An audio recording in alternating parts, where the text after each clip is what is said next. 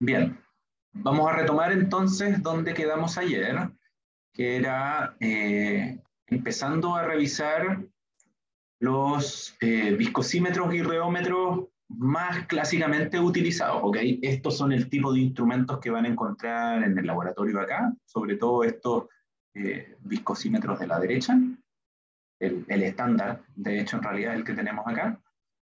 Eh, y seguramente también lo encuentran en la industria farmacéutica o en farmacias magistrales, tal vez, en cualquier lugar donde trabajen con líquidos o semisólidos, pues, seguramente tengan este tipo de instrumentos. Los reómetros son instrumentos muchísimo más caros que un viscosímetro, eh, órdenes de magnitud más caros. Si un viscosímetro tal vez pueda estar en el rango de los, no sé, 3 a 6 millones, un viscosímetro normal, un reómetro no debe bajar de los 25, 30 millones de pesos. Eh, pero bueno, la cantidad de información que se puede obtener con estos instrumentos es dramáticamente diferente, o sustancialmente distinta. Antes de proseguir, quería preguntarles si es que tenían alguna duda de ayer, de lo que habíamos revisado en las diapositivas del día de ayer, para que las retomemos ahora antes de avanzar, aunque bueno, siempre tenemos espacio al final, si es que les Profe, quedan dudas de lo que veamos hoy, más si es que les quedan dudas de lo que hayamos visto ayer. ¿Okay? profe, ¿Sí? yo tengo una duda que quería saber si cuando pasa lo de la tixotropía, si ¿Ya? es que es como reversible o así como si el polímero, por ejemplo, se vuelve a enroscar o no. Sí, por eso que quería volver a esta diapositiva. Efectivamente, a ver, creo que en este ejemplo, en el de la izquierda, quiero decir, teníamos eh, rutinas de experimentos sucesivas, ¿cierto? Un primer experimento de agitación que pasaba por A y llegaba a B, luego volvíamos por C, después un segundo experimento inmediatamente a continuación que iba por F y llegaba a B, entonces ya el, el líquido no vuelve a estar completamente reestructurado para volver a pasar por A. Y bueno, después un tercer experimento pasa por G, que es incluso menor. Esto es, no todos los fluidos tixotrópicos van a tener este comportamiento, que un segundo ciclo de agitación va a tener un ciclo de histéresis menor. Como pregunta el compañero, efectivamente hay materiales que solo tienen un ciclo de histéresis y cuando volvemos al 0,0 rápidamente se reestructura en su configuración inicial. Pero hay otros que tiene más que ver con esto de los polímeros que se van alineando, o las cadenas poliméricas que se van alineando en la dirección del movimiento. Allí sí se puede dar este fenómeno de que en dos experimentos sucesivos el segundo ciclo de agitación proceda con una fuerza, un requerimiento de fuerza menor.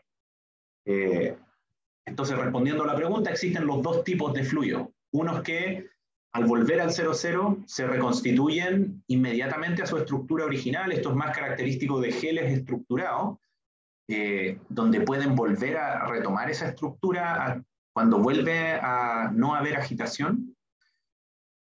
Y por otro lado tenemos estos fluidos que en una segunda ciclo de agitación lo hacen con una fuerza o con menor fuerza para llegar al mismo nivel de agitación. Y eso es más característico de las dispersiones poliméricas, como el ejemplo que estábamos pensando de las cadenas poliméricas que se alinean en la dirección de la agitación. Vicente, ¿sí?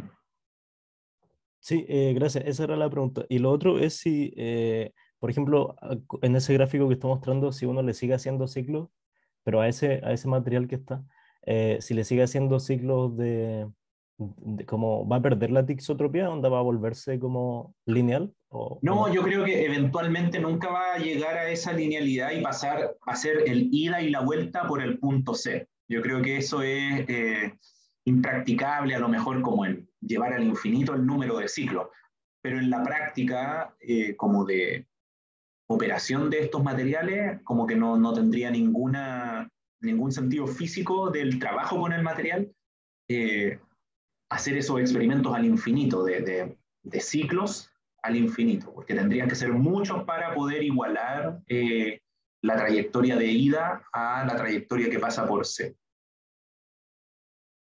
Ah, ya. Eso era. Gracias. ¿Ok? ¿Alguna otra duda de tixotropía antes de ir a los reómetros y viscosímetros?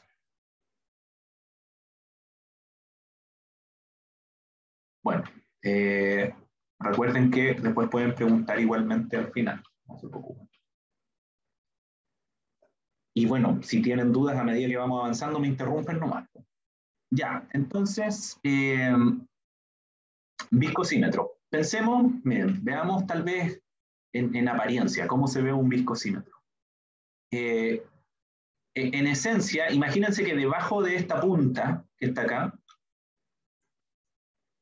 debajo de esta punta ponemos un vaso precipitado. Y en ese vaso precipitado ponemos una crema o un líquido, algún fluido.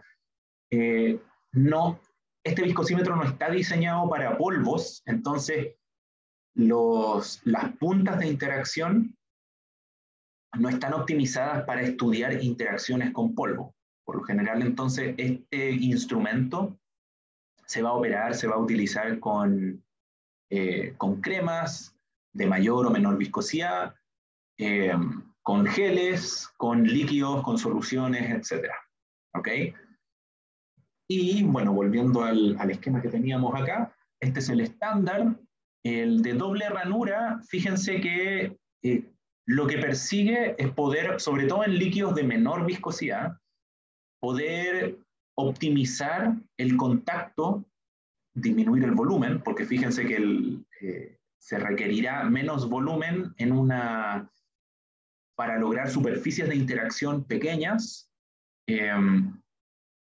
Entonces tenemos en el de doble ranura, tenemos la interacción del cilindro por la parte de afuera, por acá, por esta sección del cilindro, pero también tenemos la interacción por la parte de dentro, ¿cierto? Entonces toda esa superficie es la que está interactuando con el fluido.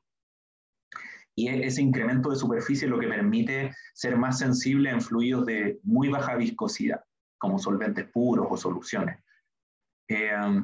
Lo que tienen en común todos estos dispositivos es que giran en el eje de la punta que está interactuando, y en esa rotación se miden dos cosas, pues se mide la velocidad rotacional y se mide el torque, que es el esfuerzo al final que tiene que realizar el instrumento. Entonces, tenemos estas dos medidas de las que hemos estado hablando en la clase de ayer, ¿cierto?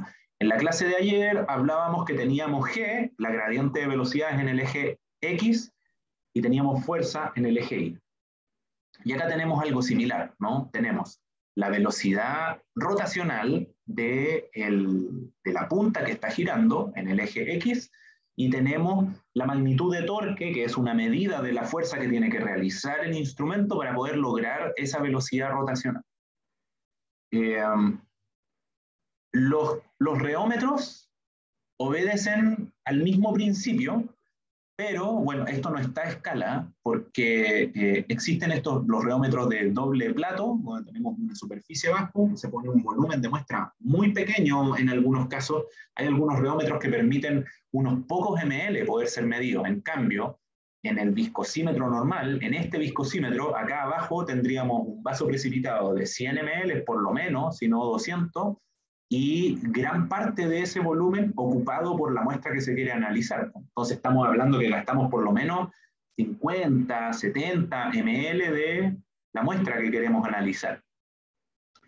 En una planta farmacéutica donde se producen kilos y kilos, tal vez esto sea como insignificante, pero una de las ventajas de los reómetros es que permitirían un gasto más limitado de volumen de lo que se quiere estudiar, y además poder estudiar con mucha mayor precisión, en tiempos mucho más acotados, rampas de velocidad y fuerza con mucha más resolución, de incrementos de velocidad mucho más pequeños e incrementos en fuerza mucho más pequeños. En esencia, el reómetro es muchísimo más sensible que un viscosímetro. El reómetro además es el que permite hacer estos experimentos de ida y vuelta. Los viscosímetros no pueden hacer estas determinaciones que van cambiando a lo largo de un periodo de tiempo, van cambiando el protocolo de agitación y la medición de fuerza correlativa. O el viscosímetro que tenemos acá, este viscosímetro, lo único que podemos hacer es poner una punta que nos da un espacio de trabajo bien definido, y hay puntas para ciertos tipos de fluido y puntas para otros, o sea, hay puntas para fluidos menos viscosos y otras puntas para fluidos más viscosos. Y una vez que está girando, se pone a una determinada velocidad fija de agitación, se espera que se equilibre y en ese equilibrio se mide la fuerza que le corresponde. Y luego, por estas tablas de conversiones que traen estos viscosímetros, bueno, nuestro viscosímetro tiene el factor de la punta impreso en la cabeza del viscosímetro, se hace la conversión a viscosidad. Pero no podemos hacer estos experimentos dinámicos, donde vamos cambiando a lo largo del tiempo, hacemos una rampa de velocidad de agitación a la que le corresponde una fuerza y entonces podemos tener mediciones instantáneas de la viscosidad a lo largo de la progresión en el rango de velocidades. O sea, la única forma de poder saber si un fluido es pseudoplástico o dilatante o plástico es haciendo estos experimentos en reómetro. Y el viscosímetro no es suficiente información para poder clasificar así el fluido. ¿Ok? Ya, pero ¿cómo funciona? Yo creo que entendiendo un poco el mecanismo de funcionamiento de un viscosímetro rotacional nos permite entender cómo funcionan la medición de viscosidades o velocidades de agitación y fuerza de agitación en los reómetros de manera gruesa, por lo menos para entender qué elementos son los que forman parte de la medición y qué tipos de ecuaciones nos dan cuenta después de las magnitudes de viscosidad que se pueden medir. Entonces, en un experimento normal, como les decía, tenemos la punta, esta punta, que se inserta sobre un vaso precipitado que tiene la muestra que queremos estudiar. ¿Okay? Entonces, el vaso contiene el fluido, el rotor, el cilindro o el disco. ¿Okay? Y esto está conectado a un motor. Y ese motor mide fuerza, mide esfuerzo. ¿Y cómo lo mide? Usualmente como torque, y omega en esta ecuación es velocidad angular. ¿Ok? Tenemos una serie de otras constantes que son la distancia de la punta, la distancia del centro al borde del vaso. Todo esto son constantes que se introducen en esta constante del viscosímetro. Entonces es importante saber la morfología de la punta que se está utilizando, las dimensiones del vaso en el que se está haciendo el estudio. Eso principalmente, la altura, bueno, la geometría de esta punta que se está haciendo interactuar, y luego se mide. El instrumento mide velocidad y mide el esfuerzo que está realizando. Y entonces con esa relación se obtiene la viscosidad puntual, ¿no? Esa viscosidad instantánea. No podemos conocer, como les decía, habría que hacer una serie de experimentos con este viscosímetro para poder siquiera tratar de armar un gráfico como el que les mostraba de tixotropía. Entonces, una rampa de velocidades a las cuales se les vaya midiendo instantáneamente la viscosidad, una rampa de velocidad, ¿sí? Hacia velocidades más altas, después hacia velocidades más bajas, y después graficar y tratar de hacer una proyección de eso. En cambio, los reómetros hacen en incrementos muy pequeños, tienen un control de toda la cambio de velocidades y los torques que puede ir midiendo en cada uno de esos cambios de velocidad. Entonces, un reómetro arma estos gráficos de manera mucho más eficiente, porque termina el experimento y tenemos el gráfico completo inmediatamente y podemos hacer una medición de la tixotropía del fluido que estábamos estudiando. ¿Okay? Pero esto es más o menos para que entiendan cómo funciona tanto un viscosímetro, que es como está acá, y de manera muy similar un reómetro. También midiendo esta velocidad angular, relacionándola con la fuerza aplicada o el torque que se requiere producir para lograr la velocidad que se está definiendo. Eso en cuanto a los rheómetros y viscosímetros más convencionales, ¿ok? Y por convencionales quiero decir que cuando hablamos de estudiar la fluidez de fluidos, por lo general uno piensa en líquidos, ¿ok? Y poco pensamos en estudiar cómo fluyen los polvos.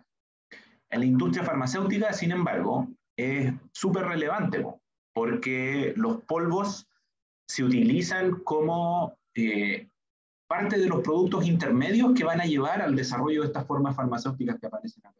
Todas estas cápsulas, todas estas tabletas, perdón, las tabletas, pero también las cápsulas, porque el llenado de cápsulas requiere flujo de polvo, tal vez incluso de manera más importante. La rheología de polvos es un análisis que siempre está por detrás en el estudio de el desarrollo de formulaciones. Lo que pasa es que lo simplificamos un montón. Es decir, generamos dos índices que son muy sencillos, muy fáciles de producir, de determinar en el laboratorio, quiero decir, o tres, tal vez. Y que nos van a dar cuenta después de cómo son las propiedades de flujo del polvo que estamos analizando. Estos experimentos los van a poder hacer, espero, dedos cruzados, cuando tengan tecnología farmacéutica. Tenemos parte de los trabajos prácticos justamente estudiar rheología de polvo con estas estrategias como más clásicas de la industria, que es estudiar el ángulo de reposo, la velocidad de flujo a través de un embudo, del mismo embudo que se mide el ángulo de reposo, y estudiar la compresibilidad de mezclas de polvo o compactabilidad, que eso se hace haciendo la diferencia o la proporción entre densidad aparente del polvo y la densidad compactada del polvo, que es poner polvo en una probeta, medir el volumen que ocupa ese polvo y después someterlo a golpeteo constante, y hay máquinas para hacer eso de manera reproducible, y vemos cuánto baja el volumen, cuánto se puede compactar ese polvo, y eso es un indicador de fluidez. El clásico es el ángulo de reposo. El ángulo de reposo se toma un embudo, como el que aparece aquí en la figura, y a través de ese embudo se deja caer polvo. Entonces, si el polvo fluye fácil y rápido, va a pasar rápidamente por el embudo y va a generar del otro lado un cono que, mientras más chato sea, mientras más plano sea, como este cono, por ejemplo, significa que el polvo tiene mayor fluidez. ¿Qué quiere decir esto? Que las partículas que componen el polvo no se juntan, no se aglomeran unas con otras, y entonces no se produce el crecimiento de un cono que se acerca al cono mismo del embudo. Por ejemplo, este polvo de acá, o este polvo en blanco del fondo, bueno, todos estos que tienen estas como conos puntiagudos, lo que tienen es partículas muy rugosas, con muchas irregularidades unas con otras, y que se pueden ir agolpando una sobre otra, generando esta torre de polvo, a diferencia de este polvo que tiene mejor fluidez. Entonces, ángulos de reposo bajos indican buenas propiedades de flujo, y ángulos de reposo altos indican pobres propiedades de flujo. Y ahí está estandarizado esto como con la magnitud del ángulo de reposo medido en instrumentos estandarizados. Esa magnitud de ángulo de reposo, qué tipo de flujo indica. Y la última medición es la velocidad de flujo, que es, tenemos el embudo, tapamos el fondo del embudo, echamos una muestra de polvo y sacamos el tapón del embudo. Entonces, si el polvo fluye rápido, va a empezar a fluir inmediatamente, y uno toma el tiempo que tarda el polvo en fluir. Las mezclas que tienen pobres propiedades de flujo, uno saca, por lo general tenemos el embudo tapado con una espátula, y uno saca la espátula y no cae nada. Y hay que empezar a golpetear el embudo para que con esa vibración caiga el material. Nuevamente, hay equipos estandarizados que permiten hacer esa medición, porque tienen el golpeteo sobre el embudo, esa vibración lo tienen estandarizado. Y distintos tiempos de flujo a lo largo del embudo también dan cuenta de distintas propiedades de flujo. Esa es como la aproximación gruesa a la rheología de polvos, ¿ok? El ángulo de reposo, la velocidad de flujo y el índice de compresibilidad o compactabilidad medido por las densidades bulk o aparente versus la densidad compactada. Pero existen también rheómetros de polvo, que el objetivo es hacer los gráficos como lo hemos visto hasta ahora y medir cuánto esfuerzo ofrece al flujo, y en este caso se mide el flujo con una paleta que entra a la cama de polvo y se puede estudiar, bueno, cómo el polvo se mueve en una cama estacionaria. También se puede introducir aire desde el fondo de este tubo hacia arriba y eso fluidiza el polvo, más o menos dependiendo de las características del polvo, y entonces se puede estudiar las propiedades de flujo del polvo. Y acá, bueno, esto es como se verían distintos tipos de fluidez de polvo, ¿no? Tenemos los muy fluidos que se comportarían casi como líquidos, moderadamente fluidos, que hay como que ayudar mucho al proceso de flujo para que se produzca, y hay polvos que son consolidados o compactados que prácticamente no fluyen. Y se estudia mucho el proceso de o la mejora de las propiedades de flujo de los polvos en el contexto de la granulación. La granulación es la transformación de sólidos de pobres propiedades de flujo en sólidos con mejores propiedades de flujo. Es para mejorar las características de estos polvos que son complicados de trabajar en el espacio farmacéutico. Por lo general, los polvos finos tienen muy malas propiedades de flujo. Entonces, lo que hacemos con la granulación es, tenemos este polvo fino y tenemos un líquido aglutinante. Y ese líquido aglutinante hace que se peguen partículas de este polvo fino unas con otras, se van humectando primero, se van compactando y solidificando hasta llegar a un aglomerado constituido, que serían los gránulos finales, y esos gránulos finales después se homogenizan en tamaño y se pasan por una malla para homogenizar el tamaño y se secan, se elimina ese líquido. Entonces pasamos de polvo fino a gránulos, que son tamaños de partículas más grandes, y esos gránulos tienen mucho mejores propiedades de flujo. ¿Ok? Y si uno midiera, bueno, acá en el laboratorio tenemos un equipo, un rotogranulador semi-industrial o en escala piloto, que tiene un motor, está permanentemente agitando durante el proceso de granulación la progresión de las características del polvo. Y esa paleta puede, o bueno, en el caso nuestro, está instrumentada y mide el torque, el esfuerzo que tiene que hacer la máquina. Entonces, para el proceso de granulación, lo que uno hace es calibrar qué cantidad de líquido tengo que introducir en esa mezcla de polvo para llegar a un torque definido que me da cuenta del punto final de mi proceso de granulación. Yo entonces hago un estudio de distintos aumentos de contenido de líquido aglutinante y el resultado del proceso de granulación, y entonces después digo, con esta cantidad de líquido me quedan malos gránulos, con esta me quedan un poco mejor, con esta otra cantidad de líquido me quedan perfectos. Y ahí digo, ok, cuando llegue a ese nivel de torque, llego a la cantidad de líquido necesaria para producir el granulado como lo necesito. Entonces, por eso, ahí es como se calibra el torque, que es el esfuerzo que está realizando el equipo con el éxito de la granulación en este caso.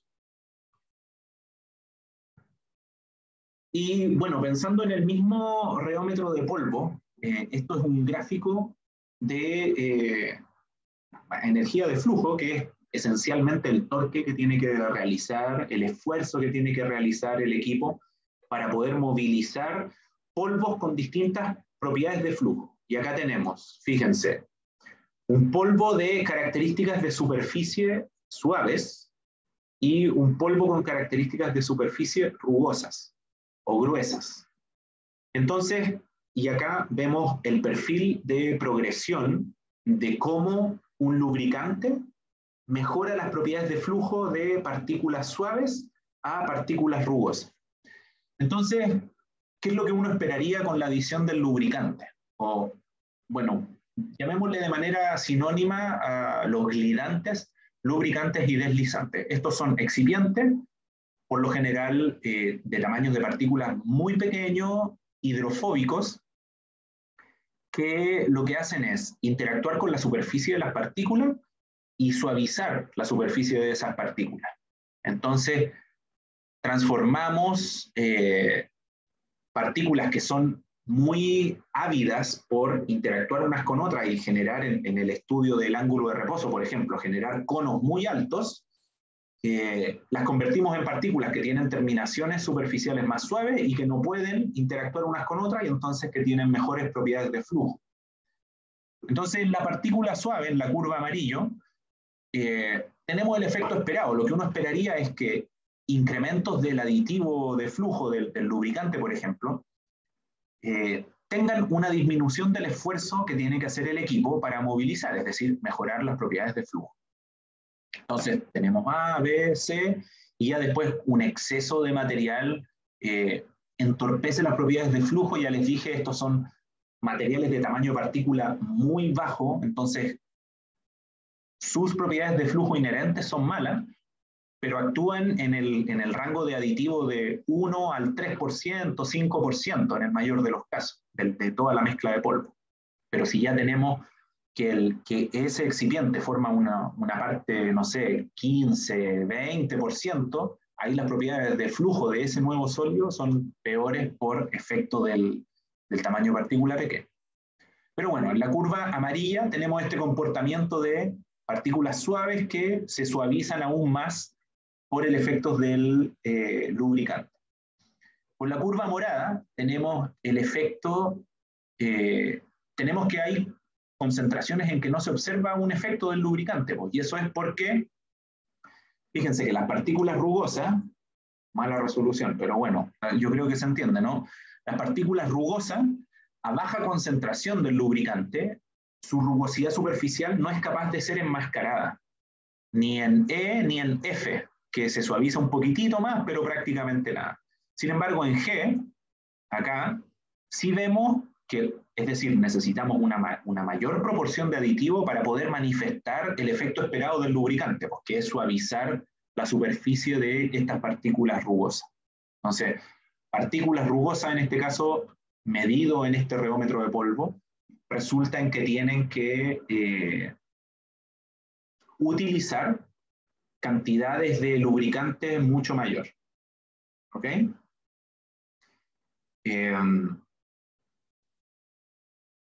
Eso. Ya, vamos entonces ahora, y bueno, cualquier duda, insisto, si les quedan dudas hasta ahora de lo que hemos visto, háganlas ahora antes de avanzar a la siguiente sección. Profe, ¿Sí? ¿puede repetir el gráfico anterior al que mostró recién? El que eran como distintos. ¿Este? Ese sí. Ya. Imaginémonos el siguiente experimento. Tenemos el proceso de granulación, no sé si conocen las amasadoras de pan. Las amasadoras de pan se parecen un poco a un granulador. Al final hay que hacer una masa, solo que hacer una masa para cocinar pan, por ejemplo, es muchísimo más húmeda que una masa para obtener gránulo, como que el punto de contenido de agua va a estar más por acá. ¿Okay? Pero imaginémonos este experimento. Tenemos un recipiente, tenemos una paleta que está moviendo el polvo, esa cama de polvo, y tenemos un cortador que se llaman, es como una mini pimer, es unas aspas que giran a muy alta velocidad, y el rol es romper gránulos que se van formando por efectos del el incremento del líquido aglutinante o el agua, como está expresado acá. El líquido aglutinante bien puede ser agua solamente, pero a veces no es suficiente las características adhesivas de los materiales que se van a granular. Entonces, a veces el líquido aglutinante es agua con un polímero adhesivo. Pero bueno, en este caso solo agua. Entonces tenemos el recipiente, tenemos la paleta del fondo, tenemos el cortador y vamos agregando con alguna bomba o a mano distintas cantidades de agua. ¿Ok? Entonces cuando empieza el proceso, solo tenemos polvo y la medición del torque en esta paleta que está removiendo el polvo en ese recipiente es baja, porque lo que nos ofrece el esfuerzo es el contenido del polvo. Pero a medida que empieza a ingresar líquido, ese polvo se va amasando, se va transformando en estos gránulos, y esos gránulos y esta adhesión de unos gránulos con otros va ofreciendo cada vez más y más resistencia a la agitación por la paleta que está moviendo la cama de polvo y que, bueno, se va convirtiendo en una masa eventualmente. Para el proceso de granulación, uno termina más o menos en esta región, donde el torque no ha alcanzado el pic y definitivamente cuando todavía no empieza su descenso. Porque ¿qué es lo que pasa? Llega un momento en que el torque es máximo justo antes de que ese polvo se empieza a fluidizar, entre comillas, por efecto de que hay mucho líquido. Entonces, llega un punto en que estos gránulos de polvo dejan de ser gránulos, empiezan a solubilizarse, y ahora el torque empieza a ser cada vez menor porque ese sólido se empieza a transformar en un líquido. Esta región, como le decía, es irrelevante para la ciencia farmacéutica. Nunca llegamos a este nivel de humedad. Siempre estamos en esta región lo suficiente para ¿qué? Para que se forme el gránulo, que se estabilice y que aguante el secado. Porque el proceso de granulación persigue aumentar el tamaño de partículas y eso se alcanza rápidamente en este proceso. Entonces, pocas adiciones de líquido aglutinante van a rápidamente lograr el efecto del gránulo, que es lo crucial, que el líquido sea lo suficiente para que cuando se vaya el líquido, cuando se evapore en el proceso de secado, ese gránulo quede estabilizado, ¿no? Que no se desgrane, que no se desintegre en polvo nuevamente. Por eso es importante calibrar y estudiar el nivel de líquido aglutinante. Pero eso es lo que mostraba este gráfico. Entonces yo les decía que uno hace un experimento a distintos niveles de adición de líquido aglutinante.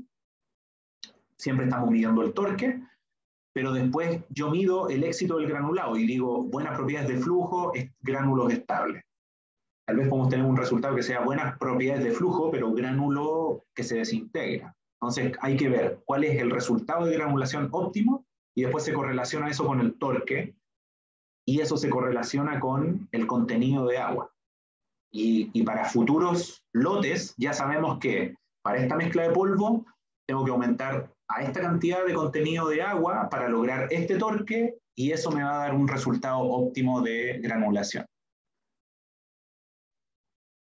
Y en general, lo que no cacho es si cuando uno está haciendo esto, lo que busca es que su polvo sea de alto torque o sea, claramente, pues si hay que agregarle agua, pero me refiero, alto torque no significa que tenga como más viscosidad. Lo que pasa es que no tenemos que pensar que este polvo lo estamos transformando a líquido, como que el punto final, y tal vez gráficamente van a poder conectar mejor con este concepto, pero el punto final se llama punto de bola de nieve, acá, punto de bola de nieve, y se llama así porque si es que ha tomado nieve en la mano y la trata de compactar, ese polvo, entre comillas, de nieve se compacta en la forma en la que lo haya apretado. El experimento acá cursa de la misma forma. Uno agarra este polvo, toma un puñado del polvo y lo aprieta, bueno, con guante obviamente, lo aprieta y ve cómo se compacta y cómo eso se desintegra. Entonces, no pensemos que esto se convierte en una pasta o en un líquido. Eso es definitivamente un exceso de líquido.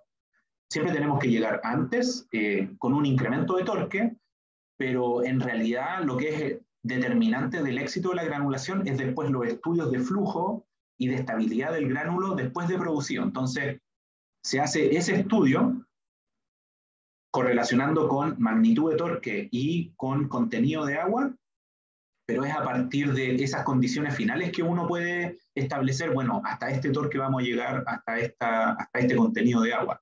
No es que la granulación no tiene un propósito de cuánto es lo máximo de líquido que yo puedo poner o cuánto es lo máximo de torque a lo que debo llegar. El objetivo de la granulación es en qué condiciones alcanzo las mejores propiedades de flujo. Ah, ya, ahí ya caché. Gracias. Super. Ya. Bueno, vamos a hablar ahora de algunos ejemplos de... Ya. Yo creo que mejor seguimos de largo hasta las últimas diapos, no tenemos mucho más acá, como para hacer la bajada a algunos escenarios de las ciencias farmacéuticas, y eso nos va, yo creo que vamos a terminar sobre la hora un poquito antes. ¿Okay? Pero quiero hablar un poco de los conceptos reológicos que hemos conversado, cómo son relevantes en algunos escenarios en la ciencia farmacéutica. ¿Okay? Entonces tenemos que las emulsiones son, no es una forma farmacéutica, pero es un tipo de formulación clásico en el desarrollo de semisólidos. ¿Okay? Las emulsiones, para recordarlo, es que tenemos una fase continua o externa que contiene la fase dispersa. Esta fase dispersa, o para que se forme una emulsión, la fase continua de la dispersa tienen que ser inmiscibles entre sí, ¿cierto? No vamos a tener una emulsión de agua con alcohol, porque estos dos solventes distintos son miscibles entre sí. Y el ejemplo clásico es agua con aceite, porque el aceite es inmiscible en el agua. Entonces, bueno, ese requisito, que sean inmiscibles, y por lo general es requerido también que se tenga un tensoactivo, un surfactante, alguna molécula que permita mantener de manera dispersa a la fase dispersa. Porque si yo hago sencillamente una emulsión de agua con aceite y la pongo en un agitador de alta velocidad o de alto corte, voy a obtener una emulsión que va a existir por un periodo de tiempo breve, pero va a existir, ¿cierto? La gracia de este estabilizador de las dos fases, de este tensoactivo, que es una molécula, una estructura química que gracias a que es anfifílico, puede tener una región en la fase continua, digamos que va a ser acuosa al exterior, y la fase discontinua o interna que va a ser oleosa, esta molécula puede existir en esa interfase y la estabiliza y evita la agregación de las gotitas de una gotita con otra. Entonces, este tipo de formulación, la emulsión, es clásico en la ciencia farmacéutica, y cómo la reología aporta conceptos relevantes para las formulaciones de estas emulsiones. Bueno, primero porque uno puede controlar la viscosidad de las dos fases, y sobre todo, al controlar la viscosidad de la fase externa, podemos evitar al final que se junten unas gotitas con otras, porque estamos disminuyendo la movilidad molecular de esa fase externa que permite que se encuentren dos gotitas de la fase dispersa, unas con otras. Y evidentemente igual vamos a tener el surfactante que también evita esta agregación, pero aumentar la viscosidad de la fase continua o la fase externa tiene este efecto estabilizante de una emulsión. Y bueno, si es que la fase externa es acuosa, habrá polímeros hidrofílicos que permitan poder incrementar esa viscosidad. El tamaño de glóbulos también puede modificar la estabilidad de estas emulsiones, y sobre todo la homogeneidad. Es importante,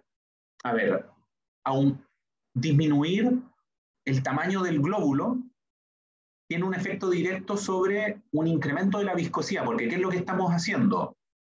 El mismo volumen de esa fase discontinua lo estamos rompiendo en gotitas más chiquitas, pues entonces estamos aumentando la superficie de contacto que ese mismo volumen manifiesta.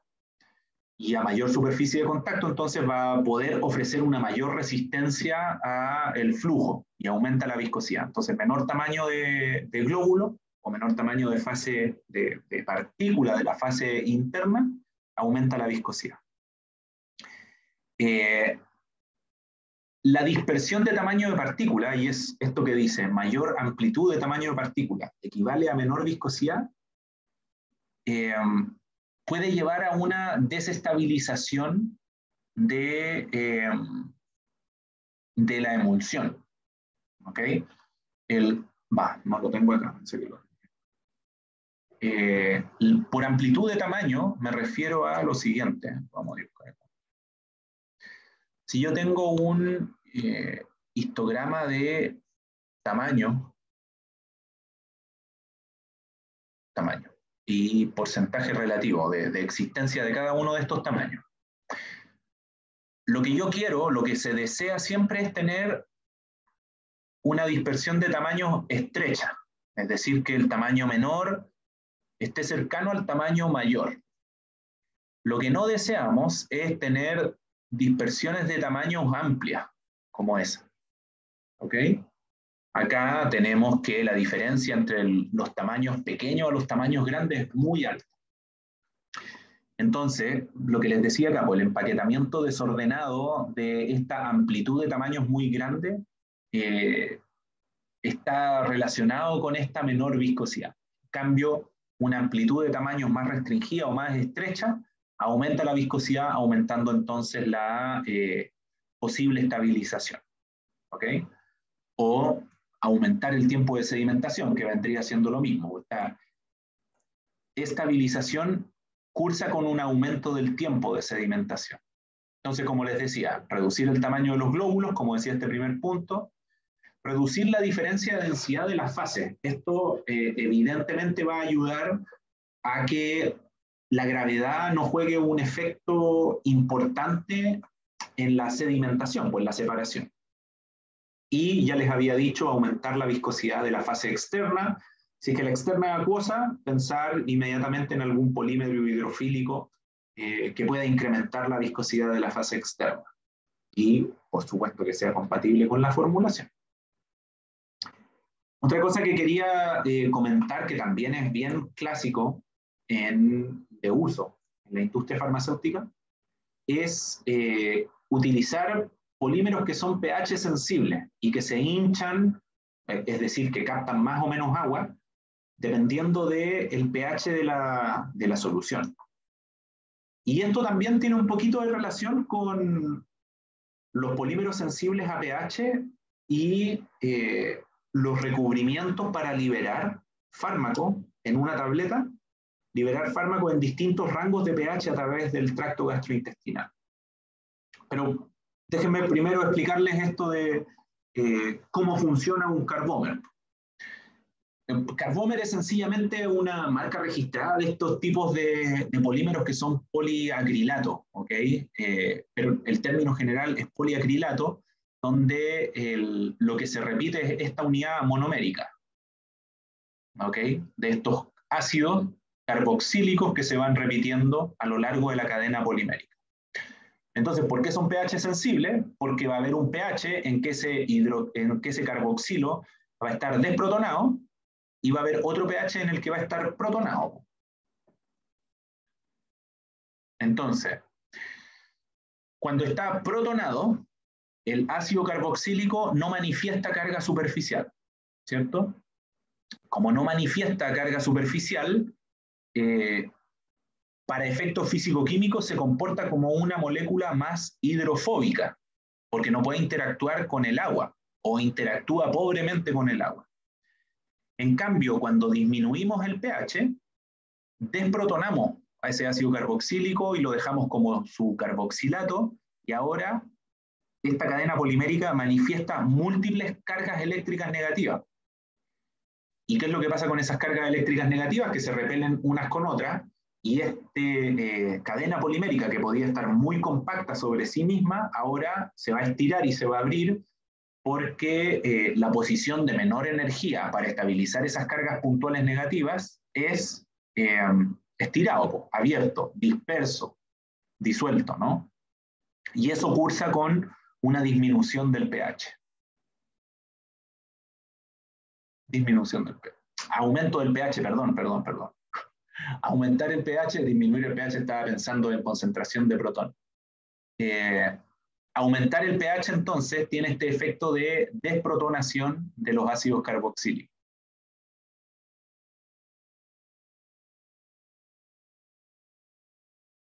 Ya, entonces en esta figura tenemos cómo se correlaciona la viscosidad con los rangos de pH. Entonces, si aumentar el pH va a hacer que el polímero se abra más y entonces de estar compacto e interactuar poco con el solvente y ofrecer poca resistencia al flujo, es decir, poca viscosidad, no, esta misma, vamos, poca viscosidad acá, cuando se hincha, porque se desprotona, va a manifestar mayor viscosidad. Y entonces el grado de, bueno, el largo molecular de la cadena polimérica junto con el grado de ácidos carboxílicos que se tengan a lo largo de la cadena polimérica va a dar cuenta de cuánto es el incremento de viscosidad, cuánto aumenta la viscosidad en los rangos de pH donde se encuentra desprotonado. ¿Ok? A muy alta protonación, o perdón, a pH muy básico, tenemos el efecto también opuesto, negativo, que tiene que ver con la degradación eventualmente de estos polímeros. Entonces, el rango de trabajo, por lo general, es rango fisiológico de los pH ácidos estomacales a los rangos más básicos en 7, 8 máximo, porque otros pH tienen poca biorrelevancia, ¿no? Eso respecto de la relación entre viscosidad y pH. En los Carbopol, estos son como los más clásicos, son los carbómeros más clásicos utilizados, ¿ok? Pero existen otras marcas que generan otros nombres. Últimamente, el efecto perseguido es muy similar, pues modificaciones a la viscosidad o a la humectación del polímero con el cambio de pH.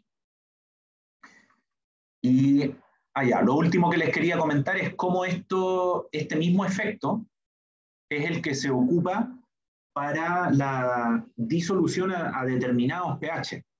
Entonces, bueno, me adelanto un poco tal vez a tecnología farmacéutica, donde lo vamos a ver en detalle, pero el principio de cuando el ácido está protonado, está sin carga eléctrica, ¿cierto? Por lo tanto, es insoluble. Y cuando aumenta el pH, es decir, cuando pasa, por ejemplo, de la fase estomacal, que es un pH bien ácido entre 1 y 2, a la fase intestinal temprana, que es como pH 5, 5,5, si es que eso está si es que el pKa está entre medio de estos dos puntos, vamos a tener que cuando ese material pase a la fase intestinal, se va a desprotonar. Y ahora este material desprotonado se va a hinchar y va a producir la liberación del fármaco que esté conteniendo. Entonces, conceptualmente es bien parecido al efecto de los carbómeros en aumentar la viscosidad, pero utilizado de manera distinta. Ahí el propósito no tiene que ver con un aumento de viscosidad, sino tiene que ver con que el material se convierta de ser insoluble en pH ácido a más soluble en pH más básico y que pueda liberar el fármaco que están transportando. Pero bueno, eso nos trae al final de lo que quería ver en la clase de hoy y en la clase de ayer y hoy, todo lo que quería contener para efectos de las preguntas de la prueba y cómo se vienen estas evaluaciones. A mí me importa mucho que sepan identificar los distintos tipos de fluidos, entiendan bien el concepto de tixotropía, interpreten bien los gráficos que les mostré en la clase de ayer, tanto los gráficos de los distintos tipos de fluidos, como los gráficos que expresan isotropía y a qué corresponde como cada circuito, cómo es distinto uno pseudoplástico de uno plástico, ese tipo de fenómenos, identificarlos gráficamente, y luego lo que vimos hoy, el uso, la aplicación y cómo funcionan esencialmente los viscosímetros, los reómetros, y algunas de las cosas que estuvimos conversando hoy respecto de los usos en ciencias farmacéuticas de los conceptos que hemos visto de reología. ¿Ok? Bien, eso entonces era la clase. ¿Dudas ahora, al final, antes de desconectarnos?